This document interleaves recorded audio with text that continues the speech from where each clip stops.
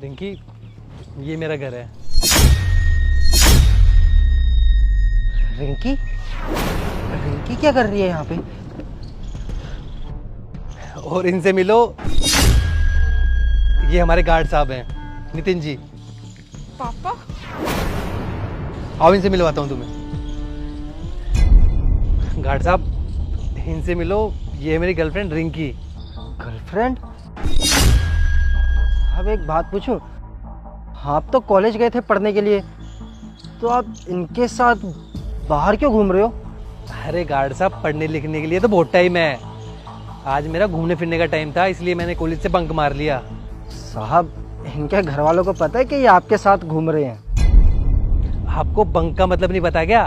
बिना बताए छुट्टी मारना।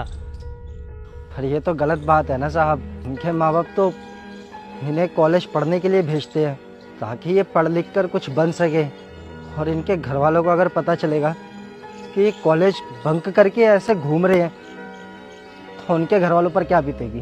अरे आजकल कोई नहीं बताता घर पे गार्ड साहब, आपका टाइम कुछ और था, आज का टाइम कुछ और है। पर ये तो गलत बात है ना साहब। इनके माँ बाप की इनसे कुछ उम्मीदें होंगी। अरे गार्ड साहब, आपको नहीं पता, इसके पापा कोई मामूली इंसान नहीं है, बहुत बड़े बिजनेसमैन है। बिजनेसमैन? अगर ये नहीं भी पढ़ेगी ना तो अपने पापा का बिजनेस संभाल लेगी, क्या फर्क पड़ता है। सच में इनके पापा के पास इतना पैसा है? सच में बहुत पैसे वाले हैं और बहुत बिजी भी।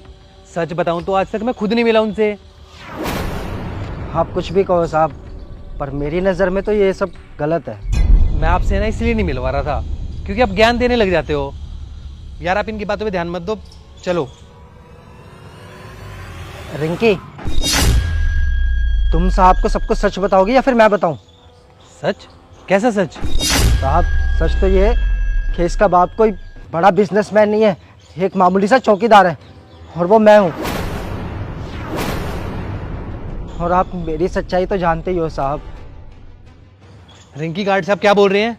तुम उनकी बेटी हो और तुमने मुझसे झूठ क्यों बोला? देखो धीरज, वो सच बोल रहे हैं, वो मेरे ही पापा हैं। पापा कोई बड़े बिजनेसमैन नहीं बल्कि एक मामूली सा चौकीदार है। मुझे इसी बात का दुख है। लेकिन तुमने ये झूठ क्यों बोला कि तुम एक बिजनेसमैन की बेटी हो? तुम सच भी तो बता सकती थी। बहुत बड़ा काम नहीं कर रहे हो आप कि मैं सबको बताती फिरूं कि मेरे पापा चौकीदार हैं। वैसे भी आपने ना मेरी इंसल्ट करा रखी है, कोई मुझसे दोस्ती करने के लिए तैयार नहीं था क्योंकि मेरे पापा चौकीदार है। अगर मैं सबको झूठ नहीं बोलती तो कोई मुझसे दोस्ती ही नहीं करता, तो इसीलिए मैंने सबसे झूठ बोल दिया। और पापा, मैंने आपसे कितनी बार बोला है कि मुझे ना आपका ये काम बिल्कुल पसंद नहीं है, छोड़ दो इसको। वैसे भी इस काम में ना कुछ नहीं रखा, बेइज्जती होती है बस। रिंकी, इसी काम की वजह से 2 वक्त की रोटी और ये कपड़े मिले हैं, तो इस काम को बुरा मत बोलूंगी, मैं बार बार बोलूंगी। और धीरज, आई एम सॉरी कि मैंने तुमसे झूठ बोला, लेकिन मैं तुमसे सच में प्यार करती हूँ। चुप करो तुम। मैं तुमसे प्यार करता था और तुमने मुझे ही धोखे में रखा, और मैंने तुमसे पैसा देख के प्यार नहीं किया था। पैसा पहले से ही बहुत है मेरे पास। मुझे तो लगता था कि तुम मुझसे सच्चा प्यार करती हो और तुमने मुझे धोखे में रखा। और सबसे बड़ी बात, तुम तो अपने पापा की ही कदर नहीं करती, तो तुम मेरी क्या कदर करोगी?